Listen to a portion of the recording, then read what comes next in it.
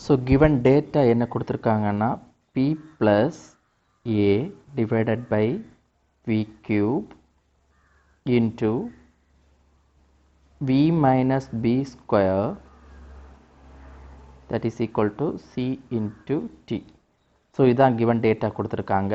இதில் வந்து நம்ம dimensions கண்டுபிடிக்க போகிறோம். That is dimension of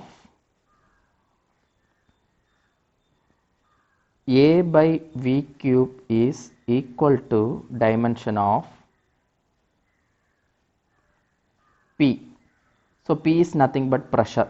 இதிலிருந்து நம்ம என்ன கண்டுபிடிக்க போறோம்னு பார்த்தா a கண்டுபிடிக்க போறோம். So a is equal to p into v cube ன்னு எழுதிக்கலாம். So p ஓட ஃபார்முலா நமக்கு தெரியும் force by area into v cube. So force ஓட dimension நமக்கு தெரியும் m into L into t power minus 2 divided by a வந்து nothing but area that is L square into v வந்து volume so L cube the whole power cube. So இதை நம்ம இதில் வந்து L ஸ்கொயரில் இந்த 1 L கட் ஆகும் போகும்போது L power minus 1 ஆகும். ஃபைனலாக நமக்கு m into L வந்து 8 times power 8 into t power minus 2. இதான் வந்து a ஓட dimension.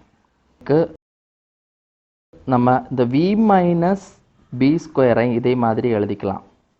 dimension of b square is equal to dimension of v ன்னு எழுதிக்கலாம்.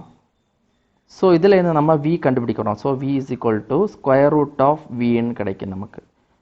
b கண்டுபிடிக்கும்போது இதோட ஸ்கொயர் ரூட் ஆஃப் v கிடைக்கும். ஸோ v ஸ்கொயர் ரூட்டை வந்து v பவர் 1/2ன்னு எழுதிக்கலாம். ஸோ நமக்கு v ஓட டைமென்ஷன் தெரியும் L cube the whole power 1/2. So இந்த கியூப் வந்து இதோட மல்டிப்ளை ஆகும்போது L into 3 power 1/2. the value வந்து b is equal to L into 3/2. So ஏயோட வேல்யூவும் கிடைச்சாச்சு. ஏயோட வேல்யூ வந்து m into L power 8 into t power minus 2.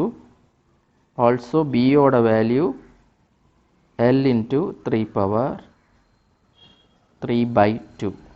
So option வந்து A is the correct answer.